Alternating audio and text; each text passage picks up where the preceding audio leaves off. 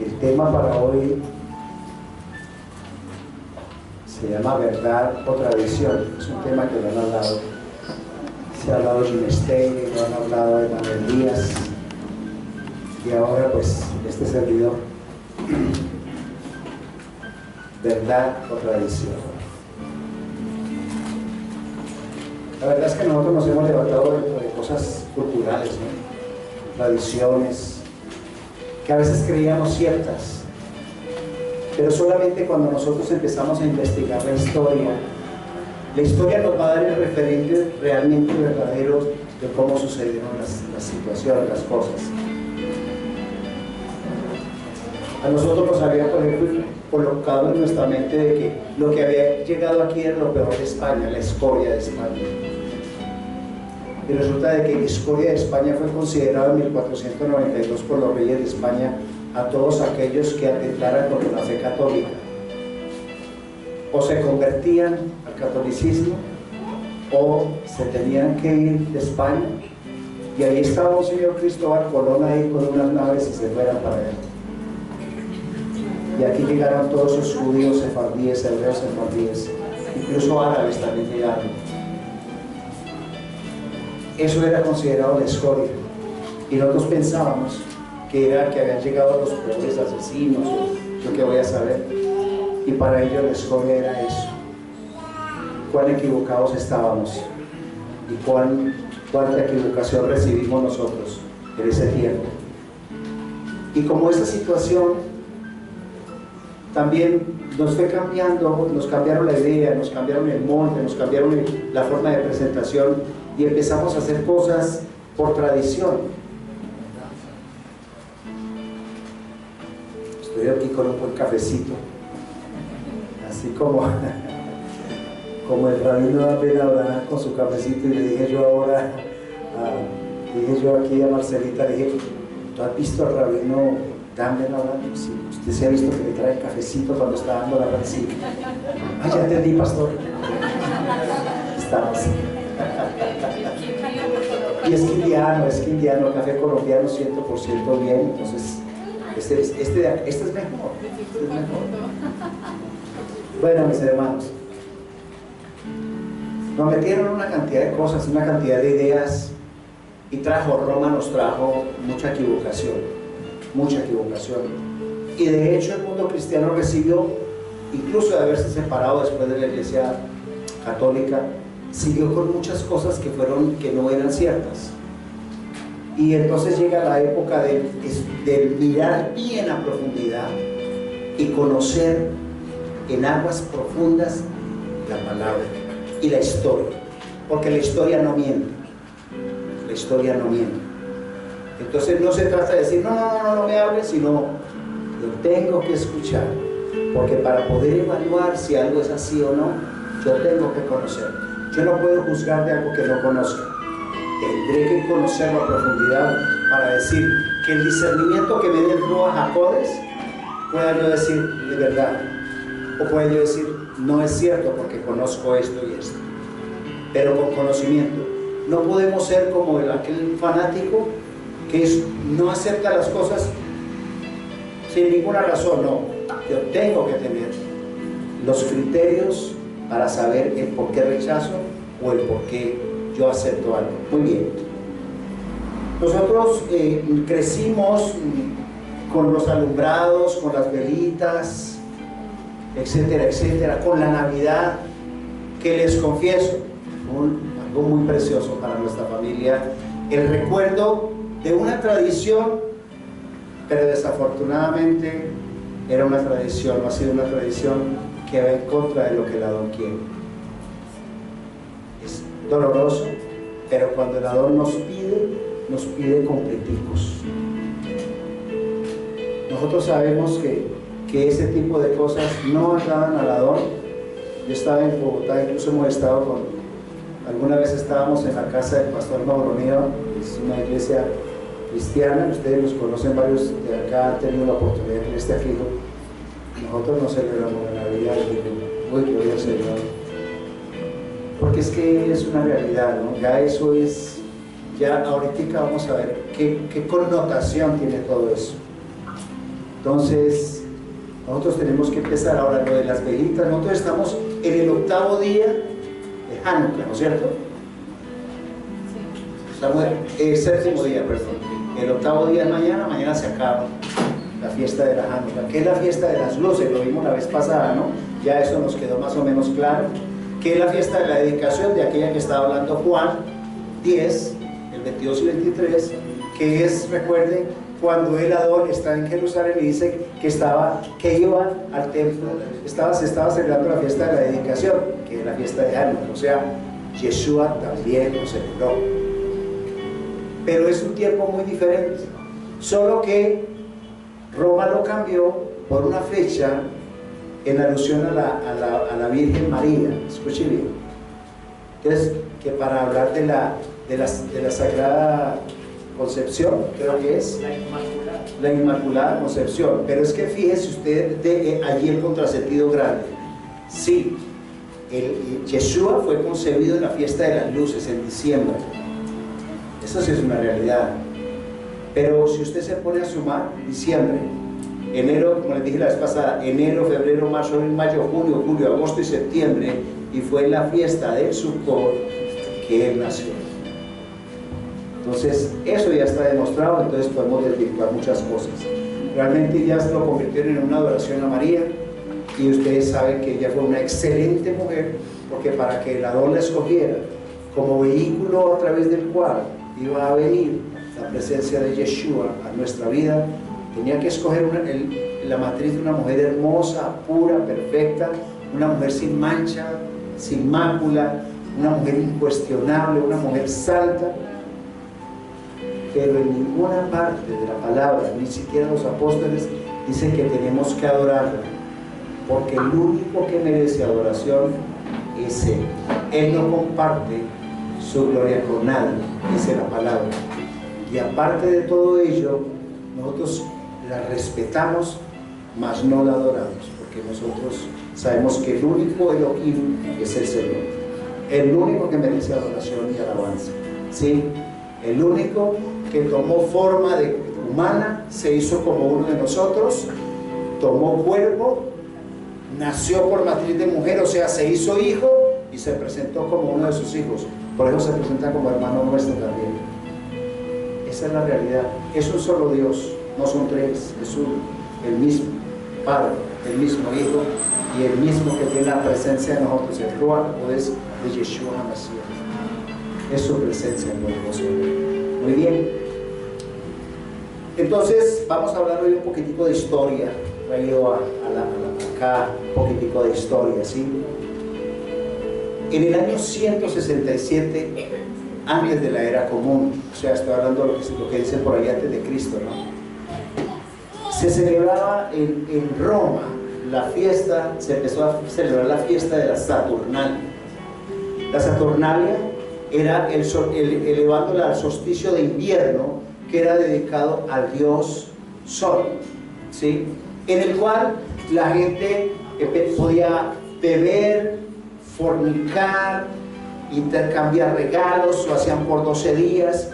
En la fiesta, luego adoptada, que se llama por Roma el Natalis Solis Invictus, o sea, el dios invicto, que quiere decir el dios Mitras, que esa fecha es del 25 de diciembre, que es el griego Apolos. Mitras, entonces cuando adopta eso Roma, adopta una fecha que es de ese dios. Eso es el mitraísmo. Pero Roma lo trajo, seguramente pienso yo, para tratar de traer todos los paganos que había y colocar esa fecha. En esa fecha se quemaban troncos de yule. Eran durante 12 días que se hacía al dios Sol, a Baal. Cuando ustedes vean, digamos, podemos, ojalá el tiempo nos alcance, quién era Baal. O sea, todo esto nace en la siguiente historia. Resulta de que Nimrod, que era un bisnieto de Noé, él se casa con su esposa Semiramis y tienen un hijo llamado Tamuz, pero él muere, primero muere Nimrod y es el primer hombre que lo colocan Dios, lo elevan a la altura de un Dios y empiezan a adorarlo, ¿sí? Entonces luego queda la concepción de Tamuz, el hijo, ¿sí? Y Tamuz, hijo de Astarte o Semiramis, que es la misma, tiene relación con ella, de la cosa más impresionante.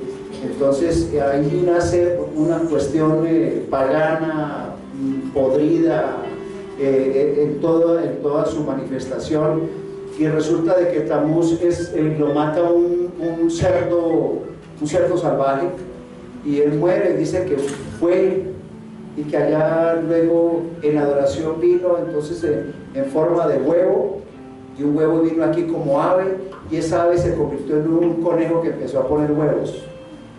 Así les estoy contando la cosa de la carrera para que ustedes lo investiguen, y esos huevos, así se los cuento en la carrera, ustedes los van a ver después, los colocaban, eso sería lo que llaman los huevos de Pascua, Ista, lo que se conoce como los huevos de Pascua, y entonces cogían 3 meses antes que nacían los niños, los sacrificaban, echaban toda esa sangre en unas poncheras y colocaban esos huevos allí untados de sangre, y esos eran los famosos huevos de Ista. Esos son los huevos de Pascua, que conocemos que son pintados de rojo. Esa es la tradición, y la gente lo hace muchas veces, se hace sus huevitos y todo, pero eso es lo que está significando eso. Eso va en contra del Adón, en contra del Señor. Es una cosa impresionantemente. Entonces comenzó el servicio a la fertilidad, a la fornicación, lo hacían los druidas, y bajo el árbol de periforio, ¿sí? O es un árbol que se llama siempreverde, que se conoce por allá, llevaban a los hogares 12 velas del dios Yule, y con cada vela encendían para cada día. El Papa Julio, en el año 350, declara el nacimiento del Señor Yeshua el 25 de diciembre, adoptando la fecha del mitraísmo. Entonces, y cambió el sábado por el domingo, dijo que ya no se cumplía lo que decía el sábado para que no se confundiese con lo que festejaban los judíos. Entonces el Papa Julio, en el año 350, decide cambiar el sábado, que era puesto por el Adón, que ya no era el sábado sino el domingo. Entonces, por un cambio papal, y muchos siguieron la tradición del domingo, y el Adón que había colocado que su día santo era el Shabbat, era el sábado, lo cambió para el domingo, y muchos siguen en esa tradición. Como les decía, entonces allí ha habido muchas cosas, esos simbolismos de Navidad. Miren, también en esa época, a las 12 de la noche, debajo de ese árbol que colocaban muchas veces el sacrificio de esos niños, colocaban las cabecitas de los niños alrededor del árbol de Navidad, del árbol de Yule, y lo encendían con velas.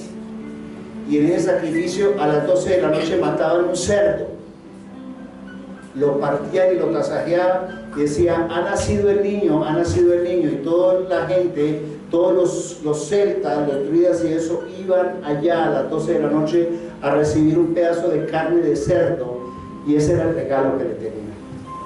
Por eso estamos en contra del árbol de Navidad, por eso estamos en contra de la tradición de la Navidad, porque Él dijo: no te harás ninguna imagen en los cielos, aquí en la tierra.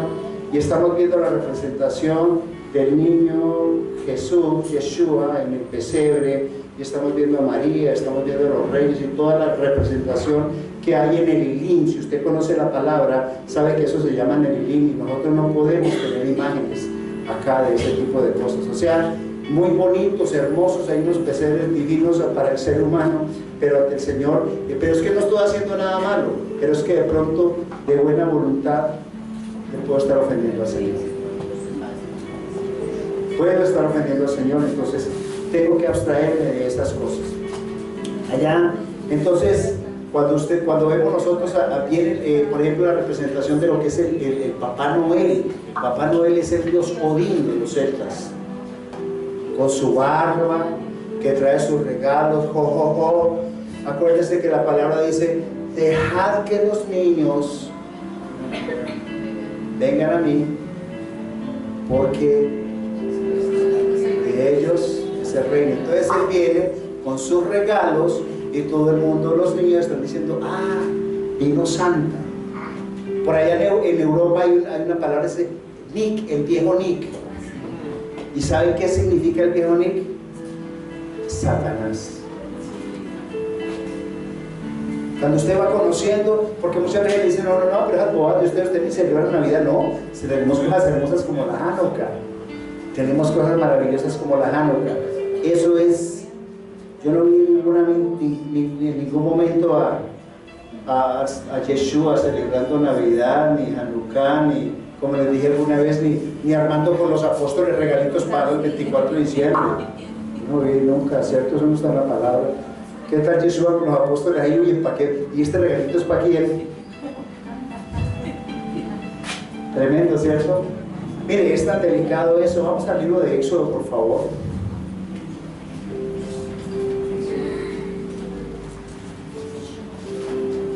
Éxodo 32. Éxodo 32.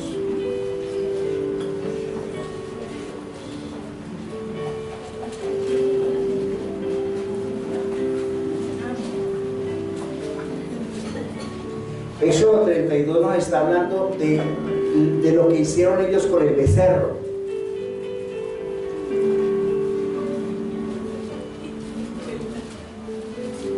Resulta de que ellos venían de Egipto. Ustedes, ahí está en el capítulo, yo lo digo en el verso en el 32, porque es que está como larguito, pero ahí está todo, que lo dejo de tarea. Les voy a contar. Cuando Moisés sube y se demora todo el tiempo que se demoró, entonces le dijeron a Aarón, no, pues hagamos, recojamos oro y recojamos de todo y hagamos un becerro y vamos a adorar a... ellos no iban a adorar a otro. Entonces hagamos el becerro y que el becerro sea como ya que ha subido Moisés y no ha vuelto. Yo sabía que Moisés después no había muerto, y entonces adoramos a Yahvé y va a ser en el becerro. Miren ustedes. Ellos estaban tratando de adorar al Eterno con la cultura de la misma manera que habían aprendido en Egipto. El becerro iba a representar a Yahvé, escuchen, porque antes el mediador entre el pueblo y Yahvé era Moisés, pero como Moisés ya no estaba, entonces hagámonos un becerro para que él fuera el mediador. Y eso no le gusta al Adón, y no le gustó al Adón. Por eso cuando Moisés descendió, entonces cogió todas esas tablas y las rompió, ¿sí? Entonces en Deuteronomio 12, 28 dice lo siguiente. Recuerden que ese otro se lo dejó, Éxodo 32, se lo dejó de tarea. Deuteronomio 12, del 28 al 31.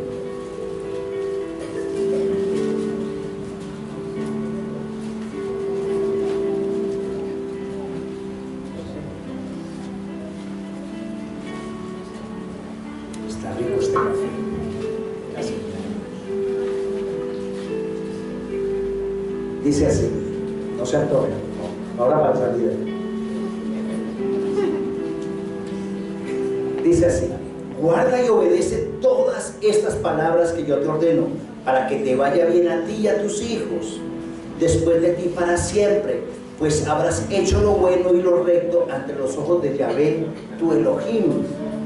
Cuando Yahvé tu Elohim haya cortado delante de ti a las naciones a donde tú vas para desposeerlas, y las hayas desposeído y habites en su tierra, aún después que sean destruidas delante de ti, cuídate, escucha, cuídate de no caer en lazo al ir en pos de ellas, y no indagar respecto a sus dioses, diciendo, ¿cómo servían estas naciones a sus dioses para que haga así también yo?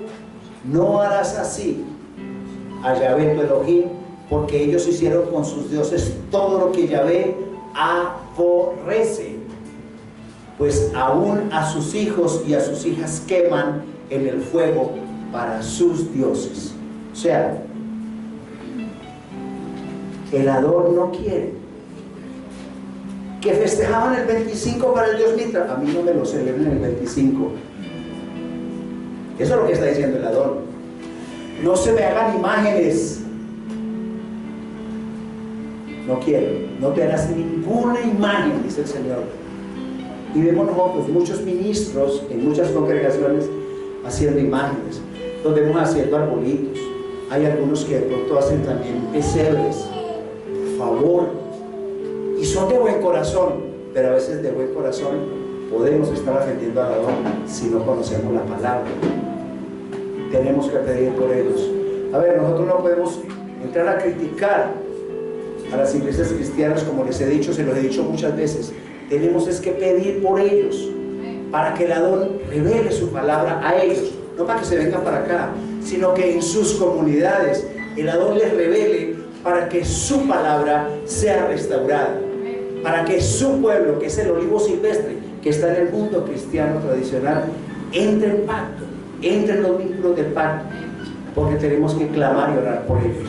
Así ellos nos critiquen o nos juzguen, porque eso está pasando en todo el mundo. Todo el que tenga raíces hebreas, para muchos le olemos maluco. Qué pesar, nosotros no podemos ver a los hermanos mal, pero yo los bendigo, porque la palabra dice: bendecid a los que os maldicen. Orar y bendecir, tenemos es que bendecir, mis hermanos. Amamos el nombre de Yeshua, ¿qué hacemos? Amamos el nombre de Yahvé, ¿qué hacemos? Es su nombre, es como Él nos lo enseñó. Vamos a Ezequiel 22, 26, por favor.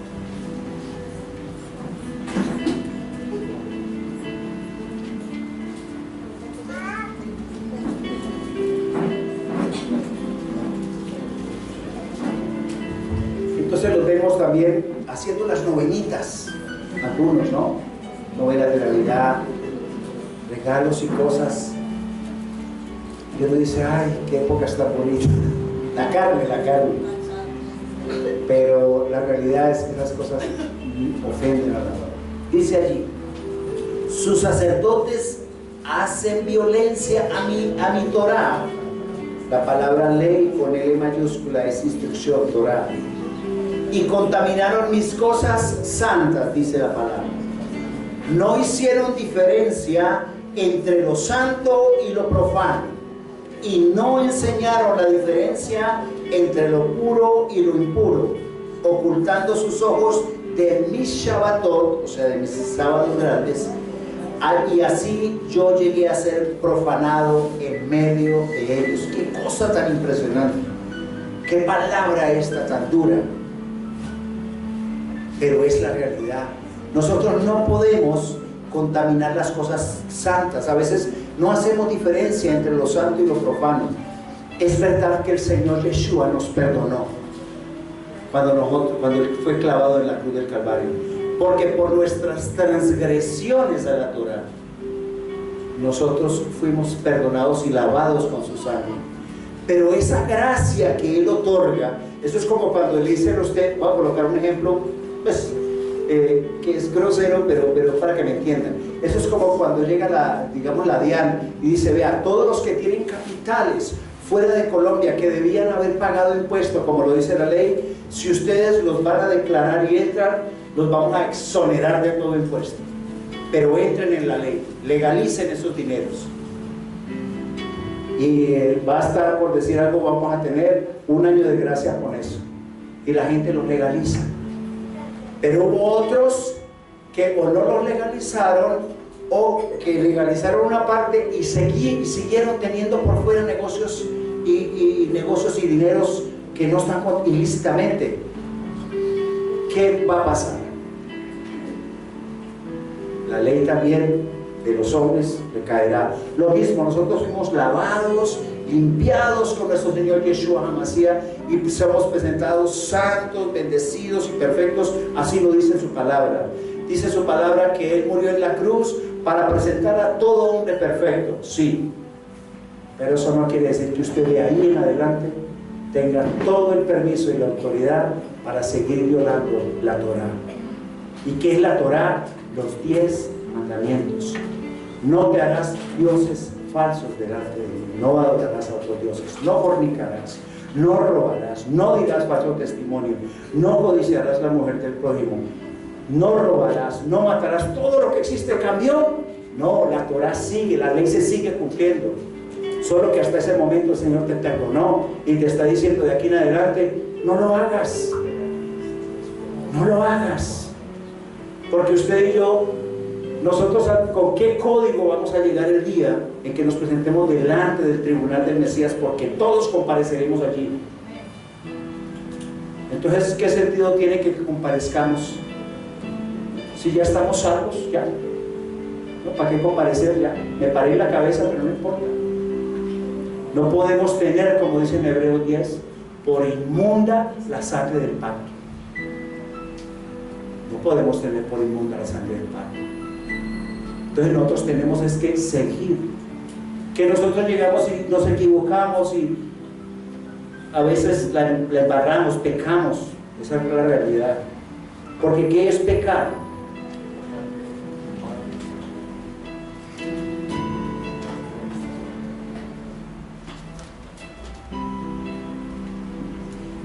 Primera de Juan 3:4.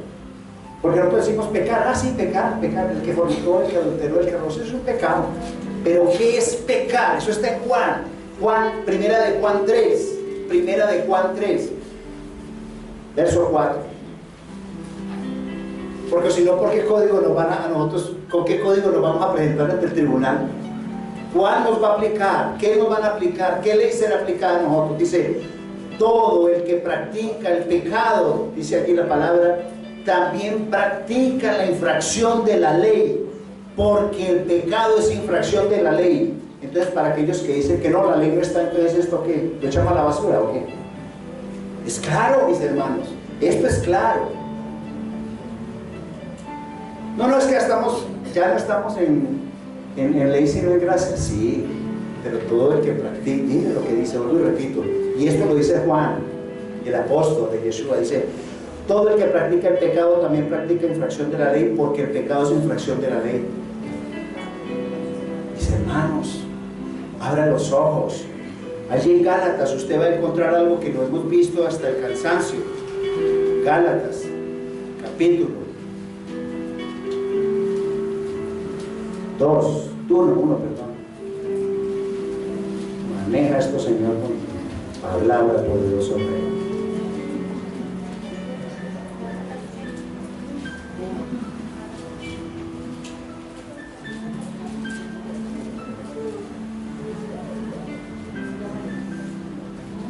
Pablo está hablando de cosas maravillosas acá. Yo quiero que usted haga una instrucción hoy.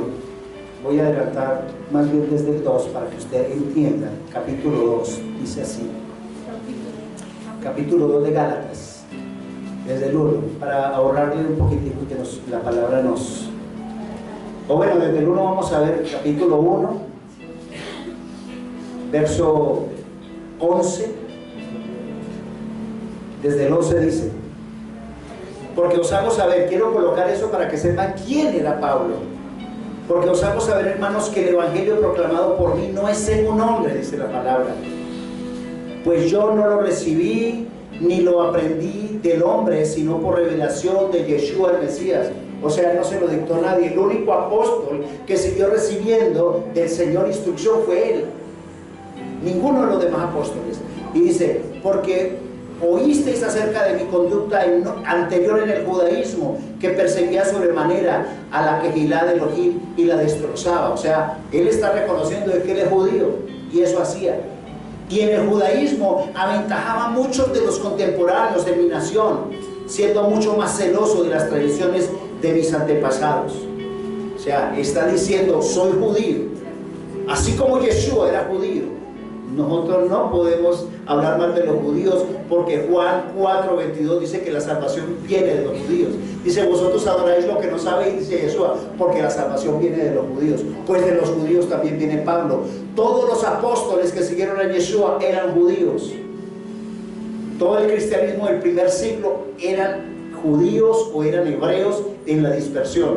Lea historia, mis hermanos, para que ustedes se enteren. Bueno, más adelante dice, voy a subir al 2:1. Eso lo dije para que sepan quién es Pablo.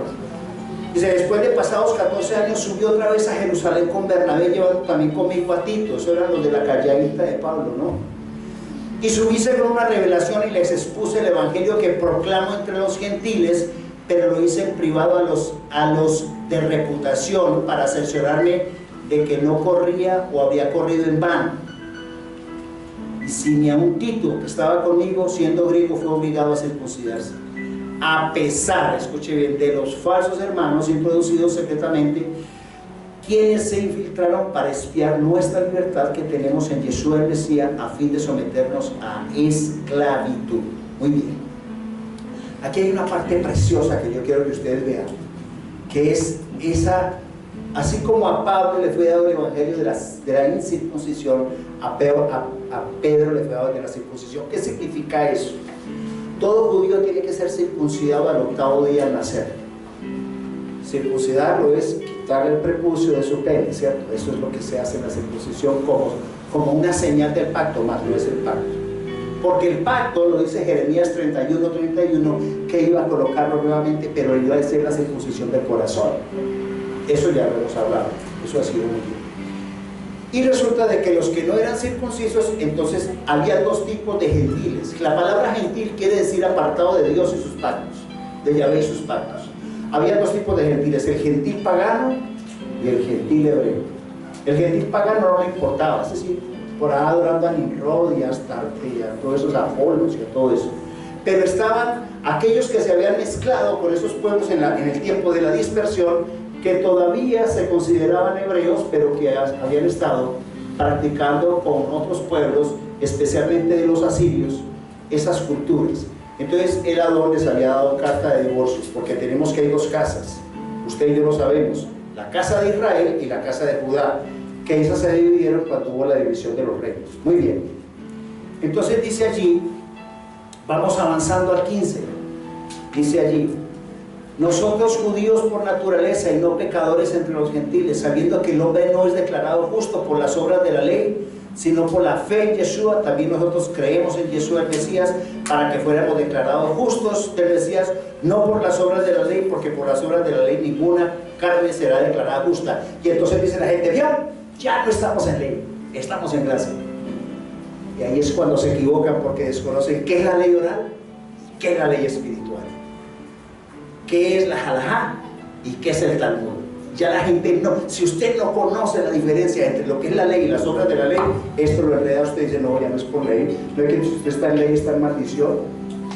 Y resulta de que obras de la ley es toda esa cantidad de cosas que después el hombre y los sacerdotes le colocaron con el tiempo, que no puedes comer frijolitos no sé qué, que no puedes hacer que, bueno, muchas cosas, y cosas que hoy en día están multiplicadas generalmente en la ley oral. Esas son obras de la ley, pero la ley como tal: el no matarás, el no tendrás otros dioses, el no pronunciará mi santo nombre en vano, la ley divina, la Torá, se sigue cumpliendo. Lo que tú no puedes aplicar son obras de la ley, eso sí está en maldición. Obras de la ley y ley son dos cosas muy distintas, pero el que no conoce dice: si ve, ustedes están en ley, están bajo maldición. Pero cuando nosotros conocemos, el Señor nos hace conocer esto para que volvamos y corrijamos el timón. Somos salvos por gracia. Pero eso no quiere decir que entonces eso es una licencia para que usted pueda seguir violando la Torá, para que siga fornicando, siga matando, siga teniendo todo el engaño que usted quiera a la gente. No, la ley se sigue cumpliendo. Usted y yo hemos sido lavados de toda inmundicia, de toda contaminación, y este es el mejor tiempo, el tiempo en que el Adón a nosotros nos está revelando su palabra. No podemos hacer entonces, tenemos que establecer una diferencia entre lo santo y lo profano. Entonces la ley se cumple. Cuando usted encuentre, por ejemplo, otras versiones como la Reina Valera, Dios ha hablado de lo que sea, L con L minúscula es la ley oral, y cuando lo encuentre con L mayúscula, la ley es la Torá, la ley divina, para que usted vaya aprendiendo, congregación, a ver una cosa y la otra, ¿no? Es desde el punto de vista. Muy bien. Entonces teníamos en el año 330, voy a hacer un salto aquí, me estaba como yendo por allá, antes del Mesías, ¿sí? O antes de Cristo, lo que es Alejandro Magno conquista toda esa parte de Israel, Jerusalén, y llega a la conquista de eso, ¿sí? Y entonces a la Palestina, y empieza a helenizar toda esa parte. O sea, ellos iban a adorar los dioses griegos, Zeus, todo este tipo de cosas, y se toman todo el templo, se toman todo ese tipo de cosas, ¿sí? Y en el año 150 antes del Mesías, ya había muerto Alejandro Magno, y hay un emperador que se llama Antíoco Epifanes, que Epifanes quiere decir es el Dios encarnado. ¿Y sabe cómo muere ese hombre? De la forma más tremenda. Se le salen gusanos por la cara y todo. El Señor le mandó una maldición tremenda. Él cogió, hizo que el templo, ustedes saben que el cerdo para el Señor es un animal impuro, y allá en Babilonia y todos esos lo que hacían era coger el cerdo, comían mucho cerdo, eso se lo dedicaban a los dioses, porque el Adón había dicho que no comeréis cerdo, y esa tradición luego nos llegó. Y el cerdo es un animal impuro. Incluso hay varias partes en la palabra, dice, esos que comen puerco, así dice la palabra, dice a esos que les gusta comer puerco, dice el Señor. Bueno, eso se lo dejo a usted como. Entonces coloca a un sacerdote de místico, porque él llegó como en el año 150 antes del Mesías, ¿sí? Y entonces violaron todo el templo, colocaron estatuas de Zeus, colocaron sangre de cerdo en el templo, eso fue horrible. Pero en el año 167 les contaba que un hombre llamado Judá Macabí, eso está en el libro de los Macabeos, en la Torah está ese libro de los Macabeos, ellos hacen una revolución y sacan a los helenos de allá, triunfan en eso, y desde eso es que se celebra la Hanukkah. Ustedes ya saben que es el Sukkot, ¿cierto? Les enseñé. ¿Sí? Bueno, lo dejo como reflexión también. Entonces, la Hanukkah es un Sukkot tardío, porque no lo pudieron celebrar. Sucede que debe estar, la menorá debe estar encendida dentro del templo, pero no estaba. Yo les decía la vez pasada que había solamente una pequeña redoma en aceite. La colocaron allí y duró durante 8 días prendida, milagrosamente, hasta que de una manera sobrenatural se esperó ese aceite, que es aceite de oliva, para poder recoger, porque era invierno. En invierno, como le dicen a ustedes, que ven hasta en los pesebles que las ovejitas y todo en diciembre, y quienes hemos estado allá sabemos que no es sino invierno como un tremendo, no es sino nieve como un tremendo, ovejas no hay por fuera. Eso es una mentira, que los pastores vieron la estrella y se fueron a adorar al niño, eso es mentira. Eso es un invierno berraco. Ojalá ustedes, el día que ustedes estén allá, se den cuenta. Eso no es que fueron a adorar ahí mismo, no, eso no es cierto. Por eso es que la época es diferente, no es esta, ¿ya? Por eso es que la época es distinta. No que no lo hayan adorado, sino que no fue en esta época, no olvides. Entonces, ¿qué sucede? Pueden recoger algunas bolitas de aceitunas y hacer aceite, y el día número 8, el día número 9 ya tienen aceite, porque hasta ese día, hasta el 8 duró. Pero era un Sukkot, era una fiesta de Sukkot tardía. O sea que la Hanukkah, lo que les decía la vez pasada, es la restauración de la palabra, la luz y el templo del Señor. Eso sí tenemos que festejarlo, porque esa fue la libertad que Él nos trajo para que su palabra fuera preservada, su pueblo fuera preservado. Si no fuera por el pueblo judío, que son nuestros hermanos mayores, la palabra no llega a nosotros, seguro. Porque luego Roma se toma la palabra para sí, como se puede decir, no, es que ya no es el pueblo de Israel, sino es la iglesia. Y eso no es cierto. Usted ya leyó Romanos 11:1, que dice que el Señor no ha desechado a su pueblo, que eso es mentira. Eso fue una historia que nos metieron. Y es que esa fue una de las cosas que con mi hijo, entre otras cosas, yendo de aquí a su trabajo, que me dijo, mire, porque él viene de la iglesia presbiteriana, él estuvo en la iglesia, ellos estuvieron allí nacieron, se bautizaron, se casaron, todo. Y alguna vez me dijo, no, pues es que el pastor de nosotros, pues como resulta de que a Yeshua los mismos judíos lo rechazaron, entonces ya el Señor rechazó al pueblo judío, por eso le vinieron tantas maldiciones, y ahora ya es la iglesia. Le dije, hijo, eso no es así. Esa es la idea que Constantino en la iglesia católica le metió al mundo. Si usted está con esa idea, es la idea de Constantino. Si usted lee Romanos 1, no lo vamos a leer todo, pero hay una periodía de leer de Romanos 11, perdón. Empieza diciendo así, y me gustaría que luego usted se lo lea completo. Digo pues, ¿ha desechado Elohim a su pueblo?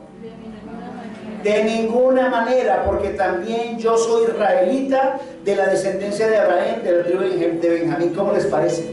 ¿Cómo les quedó el ojo a los que dicen que Israel ya no? Y dice, no ha desechado de Elohim a su pueblo, dice el 2, que eligió de antemano. ¿O no sabéis qué dice la escritura sobre Elías, cómo invoca a Elohim contra Israel? Y le dejo para que usted siga leyendo ya y se goce esa parte de la palabra. Y cuando en Hechos de los Apóstoles le dices que esta promesa es para vosotros y para vuestros hijos, pero es para Israel. ¿Quién es Israel aquí? Levante la mano. Amén. Amén. Nosotros somos Israel.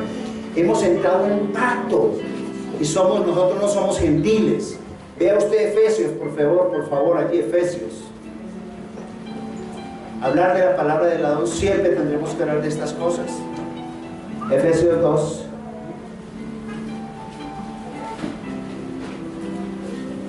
Usted y yo vamos a ver cómo nosotros estamos siguiendo en línea con la palabra de Yeshua, con la palabra que Pablo nos deja. Y dice aquí, por tanto, dice el 2:11, por tanto, acordaos de que anteriormente vosotros los gentiles en la carne, los llamados sin circuncisión por la llamada circuncisión hecha por las manos en la carne, ya les expliqué qué era eso.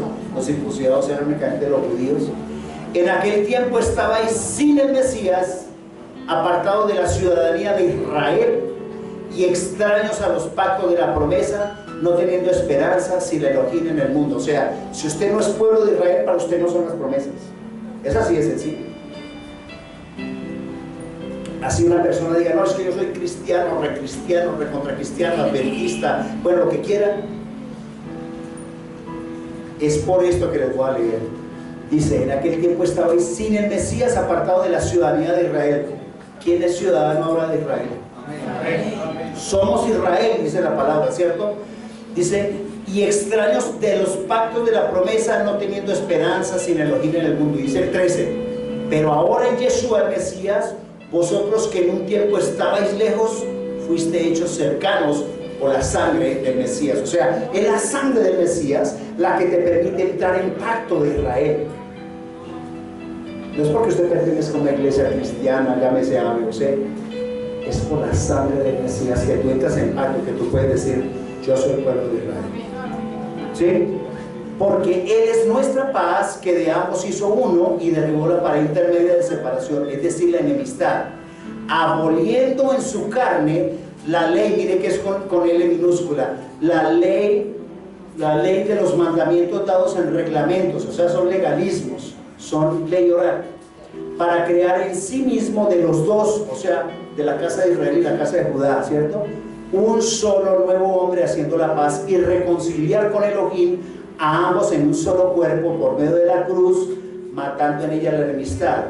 Y vino y anunció las buenas nuevas de paz a vosotros que estabais lejos, o sea, los gentiles hebreos, ¿sí? Y dice, y paz a los que están cerca, o sea, el pueblo de Judá. Pues por medio de él, los unos y los otros tenemos derecho a entrar por un mismo espíritu al Padre. Y escuchen bien lo que dice el 19. Así pues, ya no sois extranjeros ni forasteros, o sea, ya no soy extranjero, yo soy pueblo de Israel. Y lo está diciendo Pablo en su palabra, sino que sois conciudadanos de los santos y miembros de la familia de Elohim. Tenemos que conocer la palabra, mis hermanos. Cuando nosotros estamos metidos conociendo todo esto, nosotros estamos viendo que nos estamos acercando al Mesías. Ya no podemos seguir con prácticas. Ojalá tuviese el tiempo suficiente para explicarle qué pasó con Nimrod, para explicarle qué pasó con todos esos Semiramis, con Tamuz, con Osiris en Egipto, con Isis. ¿Qué pasó? Que ese mismo Nimrod es el que se convierte en Baal. Y de allí es donde vienen los Baales, Baal Zebú, del Zebú. No podemos dejar puertas abiertas mezclando lo santo con lo profano. Tenemos que colocar una sola directriz, porque detrás de nosotros están nuestras familias y nuestros hijos. No hagamos pasar por fuego a nuestros hijos, porque el Señor tiene para nosotros y para nuestros hijos cosas grandes y maravillosas, y el conocimiento de su palabra va a ser algo precioso que a ti y a mí nos va a dar crecimiento. Y estamos en gracia, mis hermanos. La gracia que nos otorgó Yeshua HaMashiach en la cruz del Calvario, por ella tenemos entrada pero tenemos que ser santos. La palabra dice ser santo como yo soy santo. Kadosh significa santo. Tenemos que ser santos. Esos que hablan de gracia, pero no son una mano de graciosos ahí porque no siguen. La verdadera gracia es: yo hago lo que la quiere que yo haga. No estoy violando su Torah. Estoy siguiendo porque conozco la gracia, porque por gracia soy salvo, porque Él me otorgó esa salvación. Pero no puedo convertir el Adón en un remedio, en tener por inmunda la sangre del pacto que Él derramó por nuestros pecados. Desde aquí en adelante, como tenemos que caminar bien delante del Adón, con la frente en alto. Y yo no digo que vamos a ser perfectos. Él sabe que nosotros tenemos y cometemos equivocaciones, pero una cosa es que tú te equivoques y cometas algún pecado, y otra es que lo practiques, porque el que practica el pecado, no, mis hermanos, por favor, tenemos que limpiarnos, decirle a Él que nos limpie. Cuando tú empiezas y decides creer, el Adón tiene para ti cosas maravillosas. Va a transformar tu vida de una manera sobrenatural. Cuando tú estás caminando bien con Él, el Señor, y estás cumpliendo todo lo que Él dice, el Señor lo único que dice es: ¿qué más hago con mi hijo? Vamos a 1 de Juan, y con esto quiero terminar, capítulo 3, verso 22.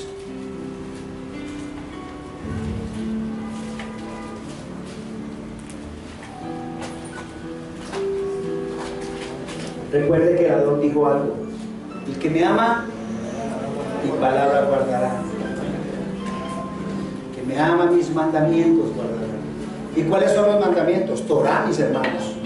O eso está escrito ahí como para que usted lo entienda gaseosamente. En la época de los apóstoles, quiero decirle algo, no existía el Nuevo Testamento, y toda la palabra de la cual habla es Torah, es la instrucción, porque no se había escrito. Fueron recopilados ya los primeros libros como Nuevo Testamento ya a partir del segundo siglo. Son los que son de una etapa más tardía. De resto, ¿con qué tenían que evangelizar? Con Torah, con la palabra del Señor. ¿Y dónde estaba escrita? En los rollos de lo que había hablado la palabra. Entonces dice en 1 de Juan, capítulo 3, verso 22. 1 de Juan, o sea, la epístola, 1 de Juan 3, 22 dice así: y recibimos de parte de Él. ¿Quién es Él? Nuestro Adón, ¿cierto? Cualquier cosa que le pidamos. ¿Cuántas cosas? Cualquier cosa que le pidamos. Es su palabra, lo está diciendo. Dice: porque guardamos sus mandamientos y hacemos lo que es grato delante de Él. O sea, cuando tú guardas sus mandamientos y eres grato delante de Él, y sus mandamientos es guardar Torah, todo lo que tú le pidas te lo va a dar. Lo dice su palabra, y Él no miente. Bloquémonos de pie, mis hermanos. Vamos a orar.